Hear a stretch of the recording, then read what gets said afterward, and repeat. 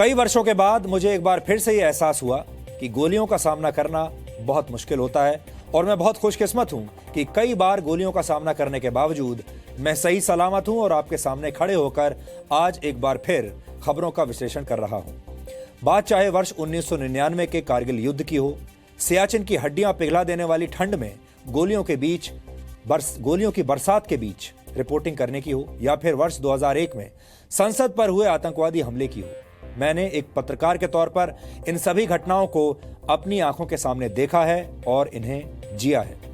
America की मशहूर पत्रकार मैरी कॉल्विन कहा करती थी कि एक पत्रकार के तौर पर उनका मिशन है युद्ध की स्थिति में सटीक जानकारी को बिना किसी भेदभाव के पूरी दुनिया तक पहुंचाना। जी न्यूज की पूरी टीम भी इसी विचार में यकीन रखती है और इसीलिए पिछले 5 दिनों से जी न्यूज की टीम दुनिया के उस हिस्से में मौजूद थी जिसे आप मानवता के दुश्मन यानी आईएसआईएस के आतंकवादियों का सबसे बड़ा गढ़ कह सकते हैं। मैं सीरिया की बात कर रहा हूं, जिसे 2017 के ग्लोबल पीस इंडेक्स में लगातार 5वें साल दुनिया के सबसे अशांत देश का तमगा दिया गया है। यानी आप कह सकते हैं कि पिछले 5 दिनों से जी न्यूज की पूरी टीम दुनिया के सबसे अशांत देश में जान जोखिम में डालकर रिपोर्टिंग कर रही थी और यह सब कुछ हम सिर्फ इसलिए कर रहे थे ताकि सीरिया के वॉर जोन का पूरा सच आप तक पहुंचा सके। हमने अपने सफर की शुरुआत सीरिया की राजधानी दमास्कस से की थी, जिसके बाद हम सीरिया के होम शहर पहुंचे जो अब किसी शमशान घाट से कम नहीं लगता। किसी जमाने में होम शहर में लाखों लोग रहा करते थे, लेकिन जब हम वहां पर पहुंचे तो हमें लगभग हर घर खाली मिला, क्योंकि आईएसआईएस के आतंक की वजह से ज्यादातर लोगों ने वहां से पलायन कर लिया है।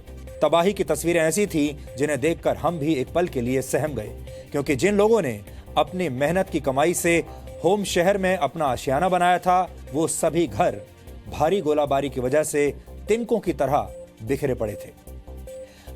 हमारी टीम होम से एलेप्पो की तरफ जा रही थी, लेकिन तभी हमें यह पता चला कि होम से करीब 160 किलोमीटर दूर पलमायरा में आईएसआईएस के आतंकवादियों और सीरिया की सेना के बीच जबरदस्त संघर्ष चल रहा है। और यह सुनते ही हम पलमायरा की तरफ रवाना हो गए।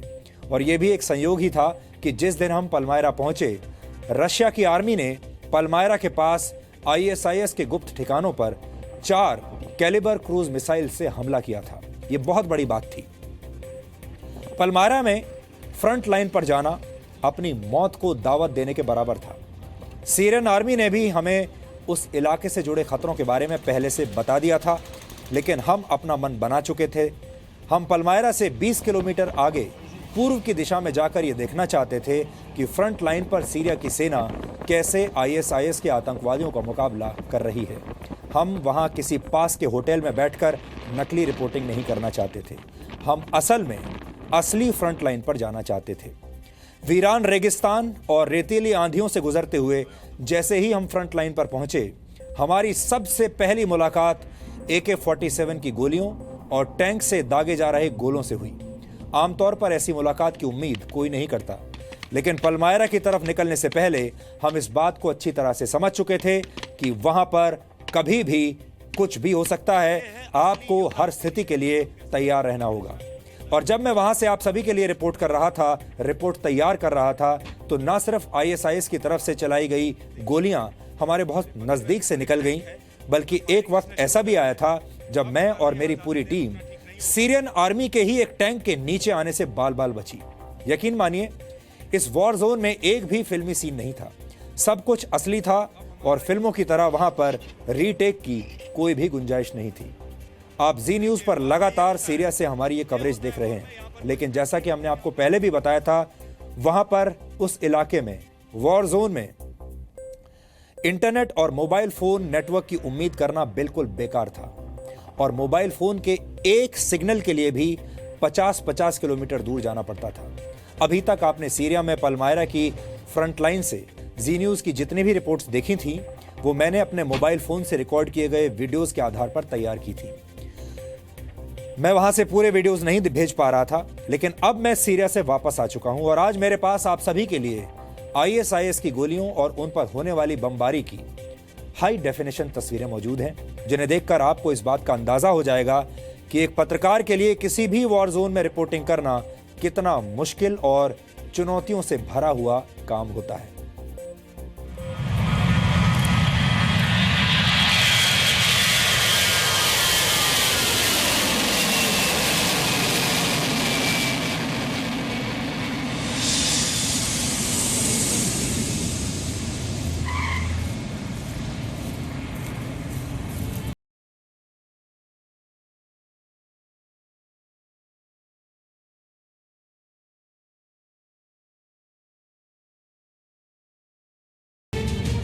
इस वक्त जहां पर मैं खड़ा हुआ हूं, ये सीरिया की राजधानी दमास्कस के बीचों बीच हम लोग खड़े हुए हैं। सीरिया में ये हमारे मिशन का पहला पड़ाव था, लेकिन हमें इससे कहीं आगे जाना था ताकि आपको ये बता सकें कि किसी वॉर जोन में AK-47 और टैंक के गोलों के सामने कैमरा और माइक पकड़कर रिपोर्टिंग करना कितना कठिन काम होता है।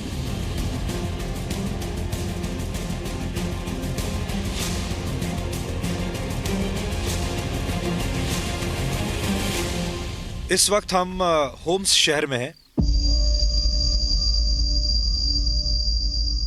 दमास्कस से 165 किलोमीटर का सफर तय करके जैसे ही हम होम्स शहर पहुंचे, हमारी आंखों ने बर्बादी का एक ऐसा मंजर देखा जिसे शब्दों में बयां करना बहुत मुश्किल काम था। चारों तरफ सिर्फ और सिर्फ तबाही। सिर्फ इस तरह के मलबे नजर आएंगे, एक एक गली, एक एक सड़क आप देखिए, एक अजीब सी खामोशी और लाखों लोगों के टूटे हुए आशियाने। और इन मकानों के सामने ये जो बिल्डिंग आप देख रहे हैं, ये जो आपके सामने है, ये बच्चों का स्कूल हुआ करता था। लेकिन हम उस जगह पर जाना चाहते थे जहां पहुंचने का मतलब किसी आम इंसान के लिए साक्षात यमराज के दर्शन करने के समान है। और हम इरादा कर चुके थे कि इम्पॉसिबल से दिखने वाले इस लक्ष्य को हम आई एम पॉसिबल में तब्दील करके दिखाएंगे।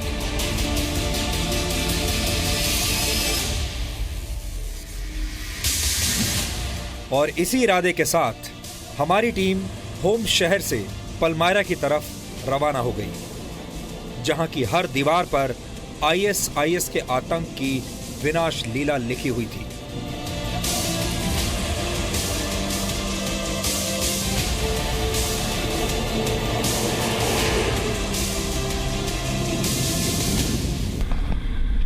अब हम अपने सबसे खतरनाक सफर पर निकल चुके हैं। हम जा रहे हैं पलमायरा की तरफ। पलमायरा वो इलाका है जहां पर इस वक्त सीरियन फोर्स और ISIS और जो विद्रोही गुट है उनके बीच में ज़बरदस्त लड़ाई चल रही है।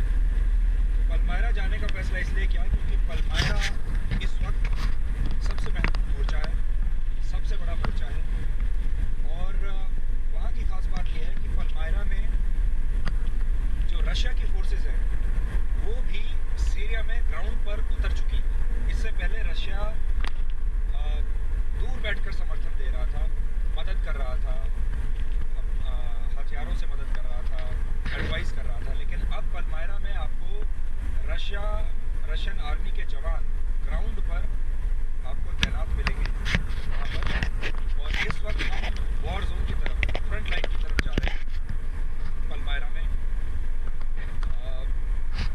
गाड़ी से बाहर निकलना यहाँ खतरे से खाली हो सकता है, इसलिए कोशिश रहेगी कि आगे से आगे जितना हो सके हम गाड़ी में बैठकर वहाँ तक पहुँचे और फिर आगे चल के पैदल का रास्ता सफ़र करें, पैदल का रास्ता तय करें। लेकिन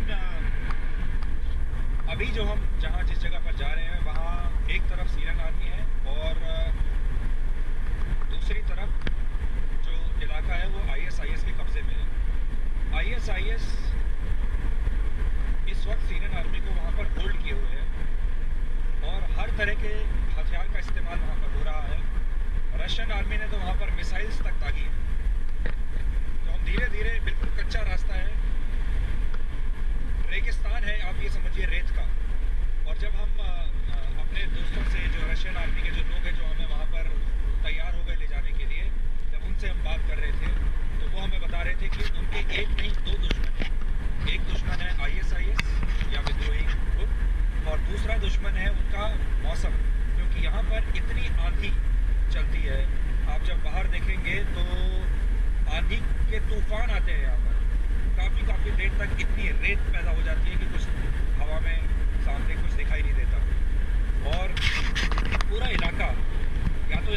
के पहाड़ हैं और या फिर रेगिस्तान है, और उस रेगिस्तान में लड़ाई चल रही है। और इस वक्त दिन में यहाँ टेम्परेचर काफ़ी होता है, बहुत गर्मी है। तो अब हम आपको इस खतरनाक सफ़र पर लेकर जा रहे हैं। मुझे नहीं लगता कि इससे पहले कोई दुनिया का मीडिया यहाँ तक आया होगा, और आया भी होगा। भारत से तो कोई भी अभी तक यहाँ पर नहीं आया है इस वॉर जोन में। यहाँ की आर्मी का कहना था कि हम पीछे से रह के भी उसको शूट कर सकते थे, लेकिन हमने ये जिद की कि हम आगे जाकर देखना चाहते हैं। हम देखना चाहते हैं कि ये वॉर कैसा चल रहा है और सीरिया की जो आर्मी है वो कैसे इन विद्रोहियों को पीछे भगा रही है। ये लड़ाई असल में होती कैसे है, करीब से आज हम इसको देखना चाहते हैं। और मुझे यकीन है, इस उम्मीद के साथ हम लोग जा रहे हैं वहाँ कि हमें उस वॉर को, उस युद्ध को बहुत करीब से देखने का मौका मिलेगा, और कुछ ऐसी तस्वीरें हमें लेने का मौका मिलेगा जो शायद आपने इससे पहले कभी नहीं देखी होगी। मैं बार बार कहता हूँ कि इस तरह की वॉर की जो तस्वीरें हैं या जो सीरिया के बारे में है, यूट्यूब पर तो बहुत सारे वीडियोज़ पड़े हुए हैं, लेकिन पत्रकारों के लिए वहाँ पर जाकर और वहाँ से ग्राउंड से रिपोर्टिंग करना, आप जानते हैं जी न्यूज़ हमेशा ग्राउंड ज़ीरो से रिपोर्टिंग करने के लिए जाना जाता है। हम कभी डरे नहीं हैं, हमेशा हम ग्राउंड ज़ीरो पर गए हैं।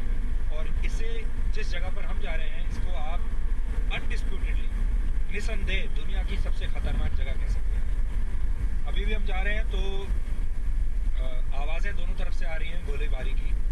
कौन सी गोली कहाँ से किस तरफ से आकर लगेगी आपको कभी पता नहीं चलता इस बात का, लेकिन इसे हमने एक चुनौती की तरह स्वीकार किया है, और इस चुनौती को पूरा करने में मज़ा भी आएगा। और मुझे लगता है कि आप घर बैठे, आपको यहाँ आने की ज़रूरत नहीं है, लेकिन आप घर बैठे सीरिया के इस युद्ध को देख पाएंगे। इसके ऐसे पहलू जो आपको इससे पहले किसी ने बताए नहीं थे, उन पहलुओं को आप समझ पाएंगे। और जो सबसे बड़ी बात है, जो यहाँ कर हमने देखा, राष्ट्रवाद की जो भावना है।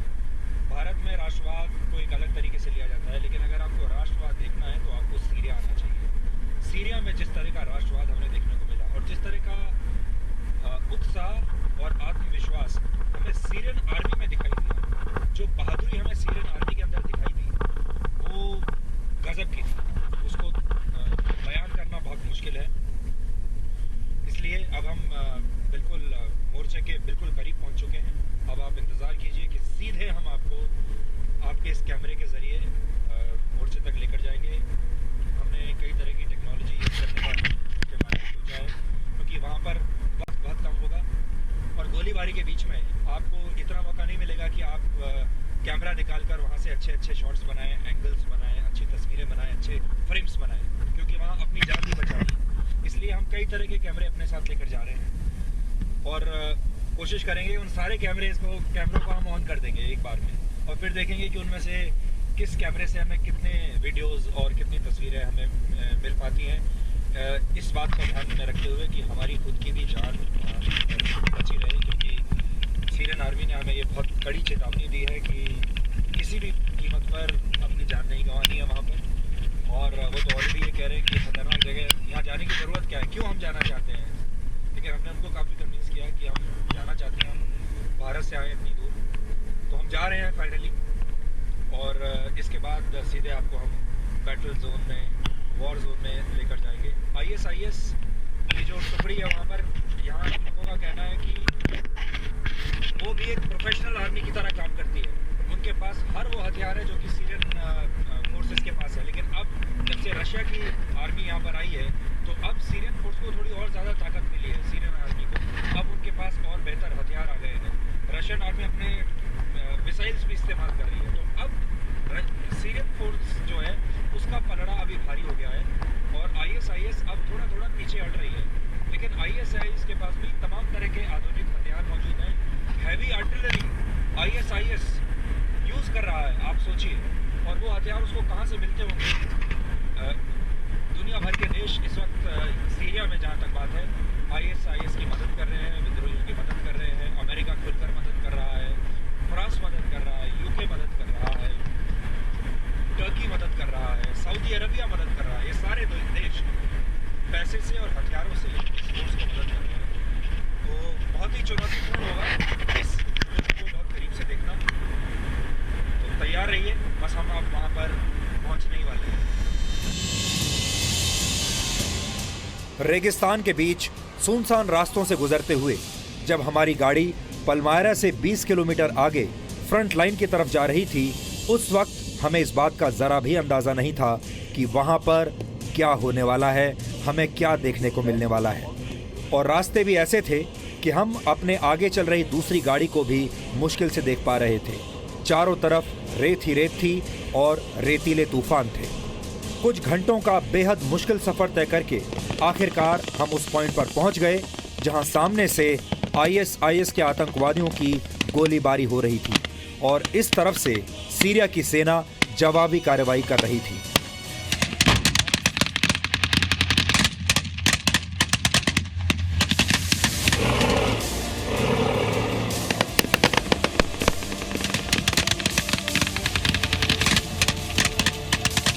ये फ्रंट लाइन है और आपको दिखाएं, आंखों के सामने यहाँ पर रिपोर्टिंग की जाती है तो स्थिति बहुत अलग होती है। असल में जो फ्रंट लाइन है वो ये है, जो सीमा है वो ये है। लड़ाई जो चल रही है यहाँ पर चल रही है और ठीक आईएसआईएस के साथ सबसे बड़ी लड़ाई इस इलाके में चल रही है। पलमायरा से 20 किलोमीटर आगे हम हैं पूर्व की दिशा में और एक इलाका ऐसा है जो आईएसआई से छुड़ा लिया गया है और अब सीरिया की जो आर्मी है वो आगे यहाँ से बढ़ रही है।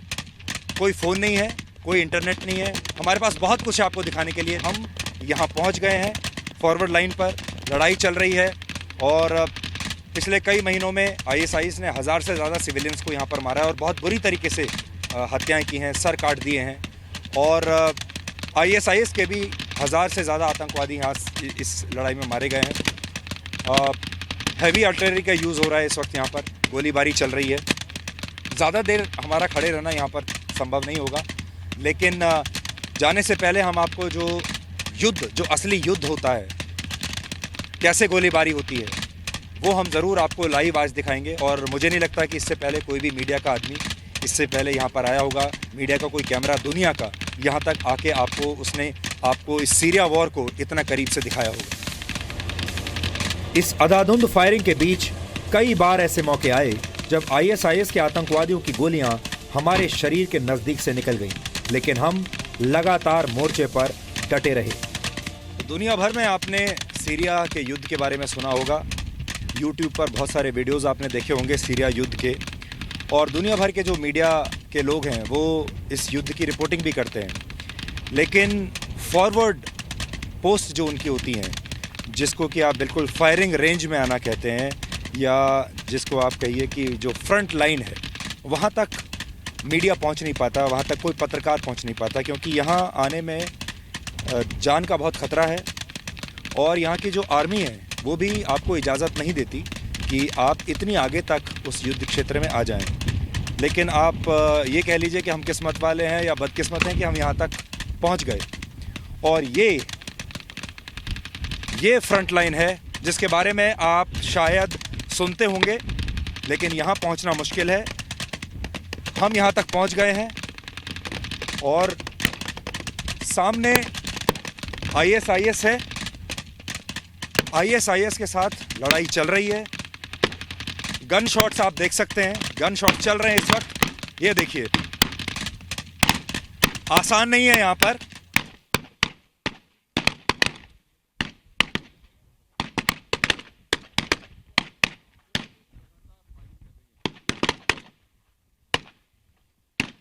तो ये है असली युद्ध आपके लिए, जिसको आप कह सकते हैं कि आपने शायद कभी लाइव युद्ध देखा नहीं होगा, लाइव लड़ाई आपने कभी देखी नहीं होगी, लेकिन ये है लाइव लड़ाई, जिसको जंग कहते हैं।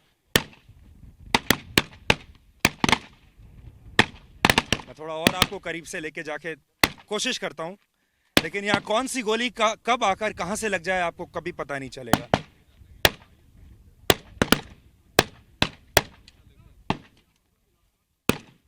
तो युद्ध की तस्वीरें आपने बहुत देखी होंगी, लेकिन हम ऐसी जगह तक पहुंच गए हैं जहां पर लड़ाई इस वक्त चल रही है और आईएसआईएस के साथ ये लड़ाई चल रही है। और इस वक्त हम सीरियन आर्मी के एक पोस्ट पर हैं।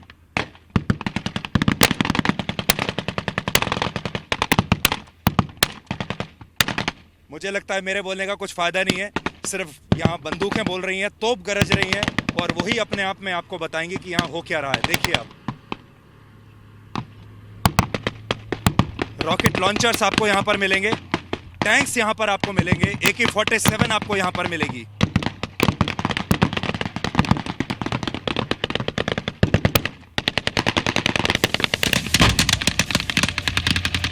गोलियों की बौछार के बीच इस जगह पर खड़े होकर रिपोर्टिंग करना वाकई में एक अनोखा अनुभव था। लेकिन यकीन मानिए, हर बीतते सेकंड के साथ हमारी धड़कनें भी तेज होती जा रही थी। हमारी कोशिश तो ये थी कि हम आपको फ्रंट लाइन पर ले जाएं। ये फ्रंट लाइन है, और आपको दिखाएं कि देखिए मेरे बगल में बिल्कुल एक टैंक है जो फायरिंग जिसने शुरू कर दी है। अब हमारा यहाँ ज़्यादा देर रुकना ठीक नहीं होगा।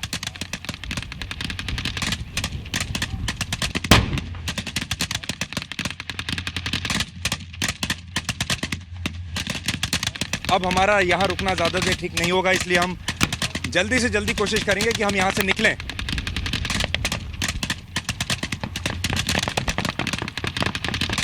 देखिए ये एक इस तरह की गोलियां आपको यहाँ पर मिलेंगी।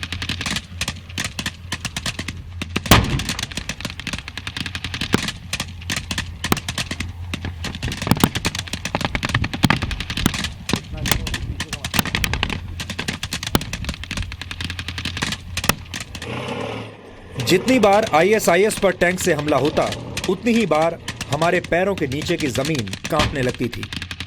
चारों तरफ अफरा तफरी का माहौल था, चारों तरफ से गोलियां बरस रही थी। और इस दौरान एक मौका तो ऐसा भी आया जब मैं सैकड़ों किलोग्राम वजन वाले एक भारी भरकम टैंक के नीचे आते आते बचा। जैसे हम आपको बता रहे थे, आमने सामने की लड़ाई है, और जो सीरियन फोर्स है उसके पास इस वक्त हैवी आर्टिलरी है, टैंक्स हैं। लगातार सीरियन फोर्स यहाँ से आगे बढ़ रही है, और जितने हमारे यहाँ के लोगों से बात हो रही थी, सीरियन आर्मी के जो कमांडर्स हैं वो खुश हैं इस बात के कि क्योंकि हैवी आर्टिलरी होने की वजह से ये लोग आगे बढ़ रहे हैं अभी। और ISIS को कम से कम इस इलाके में ऐसा है कि ISIS अभी पीछे जा रही है, जो विद्रोही हैं वो पीछे जा रहे हैं। तो ये आज हमारी कोशिश थी कि हम आपको दिखा सकें इस युद्ध में इतनी आगे, बिल्कुल फ्रंट लाइन पर जहाँ पर असल में युद्ध हो रहा है, कोई भी आया होगा। हमारी कोशिश थी कि आपको हम दिखाएं कि लाइव युद्ध कैसे चलता है। और अब हमारे लिए यहाँ ज़्यादा देर रुकना, हमें कहा जा रहा है कि अब क्योंकि शेलिंग बढ़ती जा रही है, अब हमें वापस जाना होगा। लेकिन हमारा जो मकसद था यहाँ तक आने का, सीरिया के इस बॉर्डर तक आने का और इस लड़ाई को आप तक पहुँचाने का, वो ये था कि आप भारत में बैठे लोग समझ सकें कि जो YouTube पर आप जो लड़ाई देखते हैं, YouTube पर जो वीडियोस देखते हैं वो अलग होते हैं, और जब यहाँ आके आंखों के सामने यहाँ पर रिपोर्टिंग की जाती है तो स्थिति बहुत अलग होती है। और अगर आप करीब से देखें तो देखिए, यहाँ आपको एक और मैं सीरिया के सोल्जर से मिलवाता हूँ, जो कि अपने इस छोटे से बंकर नुमा जगह पर बैठा हुआ है। लड़ाई लगातार चल रही है, देखिए आप। Hello, you good? गुड। लेकिन इनका जज्बा देखिए आप, जज्बा है, टिके हुए हैं लगातार और आगे भी बढ़ रहे हैं।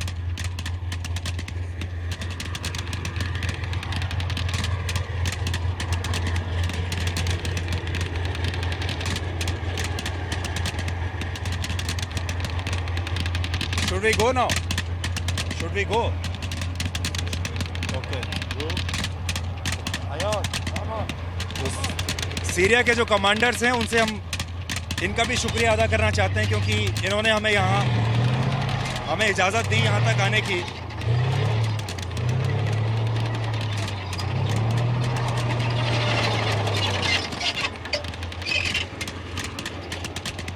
देखिए, वॉर में ये होता है वॉर में, यहाँ पर कोई स्क्रिप्ट नहीं होती, यहाँ पर कोई पटकथा नहीं होती। और अभी शायद मैं आपसे बात करते करते इस टैंक के नीचे शायद आ गया होता।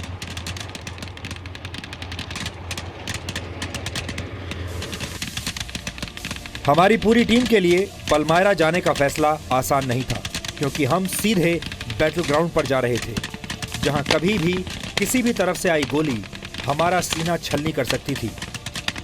और इस दौरान सबसे बड़ी समस्या यह थी कि हमारे पास कोई सेफ्टी गियर भी नहीं था, ना तो बुलेट प्रूफ जैकेट्स थीं और ना ही हमारे पास हेलमेट था।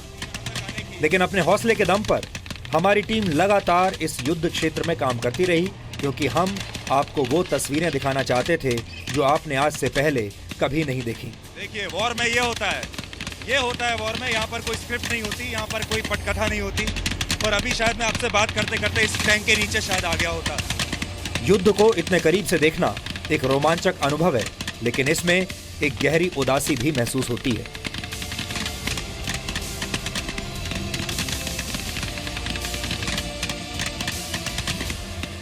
पलमायरा में फ्रंट लाइन से राहुल सिन्हा के साथ सुधीर चौधरी, जी मीडिया, सीरिया।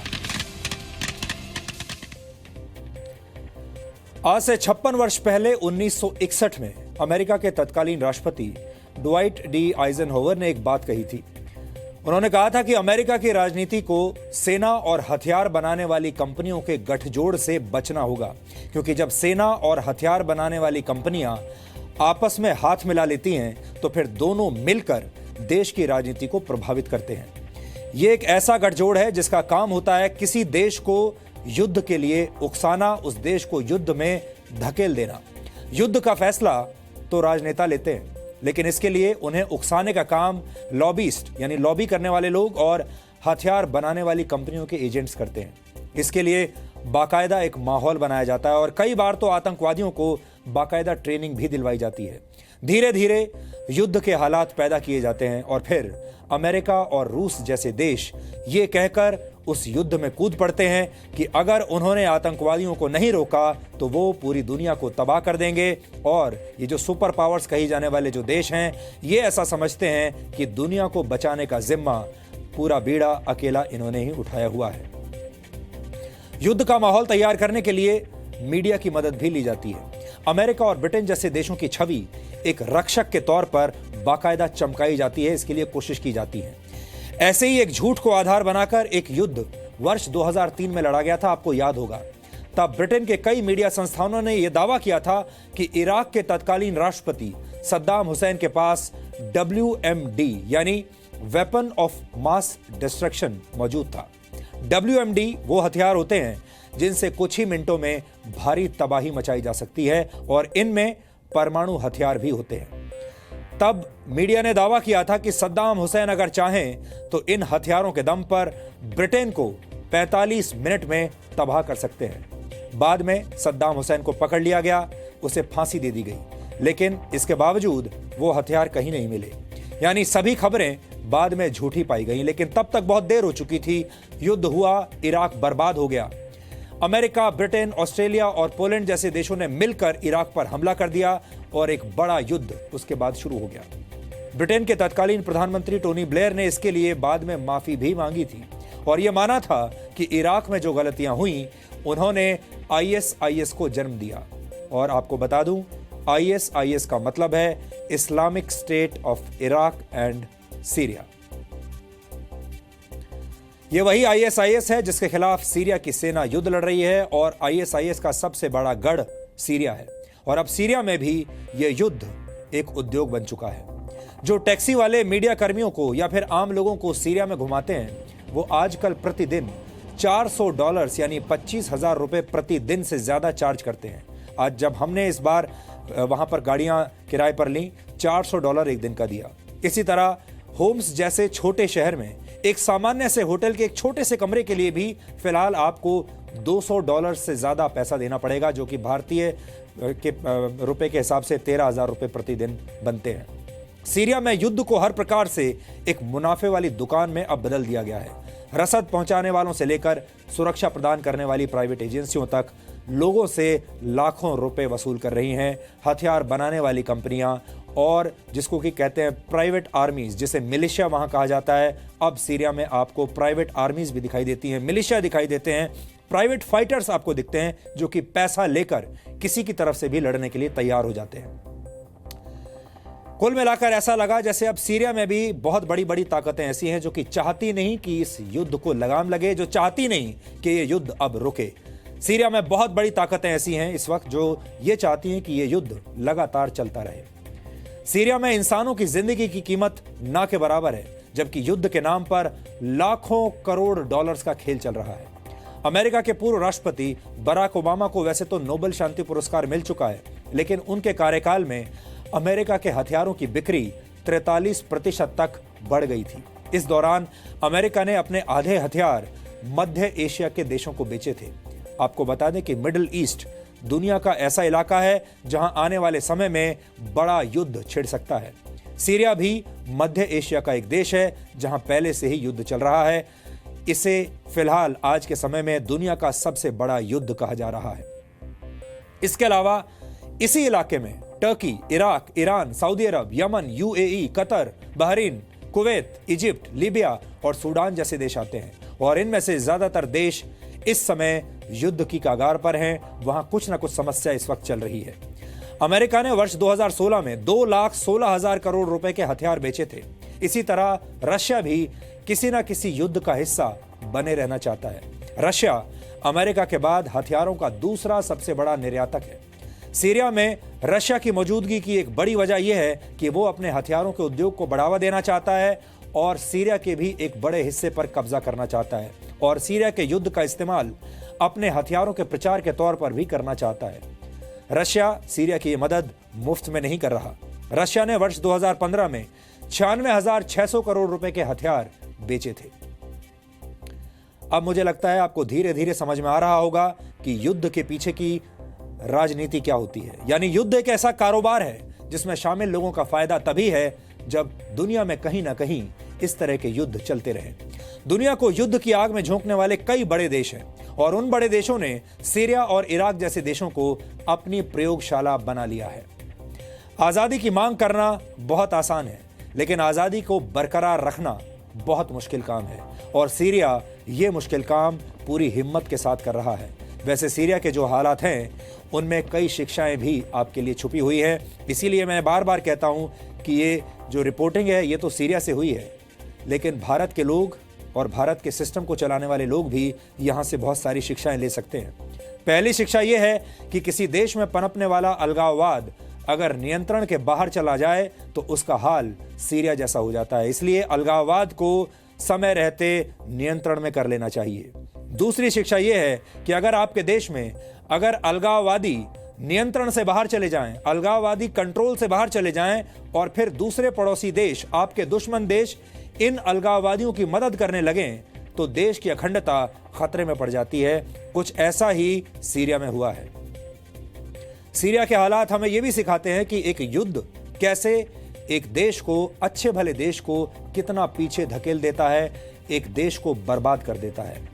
और सीरिया के हालात हमें यह भी सिखाते हैं कि मुश्किल समय में भी राष्ट्रवाद के दामन को कसकर पकड़े रहना चाहिए। राष्ट्रवाद ही वो सूत्र है जिसने सीरिया के लोगों को ऐसे हालात में संघर्ष करना और जीना सिखाया है। तस्वीरें में हम आपको दिखा रहे हैं, सीरिया के किसी भी इलाके में अगर आपको चले जाएं, आप जाएंगे तो आपको सीरिया का झंडा हर घर के ऊपर, हर दुकान पर, हर संस्थान पर, हर बिल्डिंग में आपको सीरिया का झंडा जरूर दिखाई देगा। सीरिया से हमारी ये जो सीरीज है आपके लिए ये जारी रहेगी और अगले आने वाले दिनों में बहुत सारी रिपोर्ट्स ऐसी हैं जो अभी हम आपको नहीं दिखा पाए हैं। उन रिपोर्ट्स को हम तैयार करेंगे और वो रिपोर्ट्स भी आप आने वाले दिनों में देख पाएंगे। इसके अलावा सीरिया के राष्ट्रपति से भी हमने मुलाकात की और सीरिया के राष्ट्रपति का पहला इंटरव्यू किसी भी भारत के न्यूज़ चैनल को उन्होंने दिया है। वो इंटरव्यू भी हम आपको बहुत जल्द जी न्यूज़ पर दिखाएंगे। आप इंतज़ार करिए क्योंकि ये सीरीज़ ऐसी सीरीज़ होगी जो आपने इससे पहले कभी नहीं देखी होगी।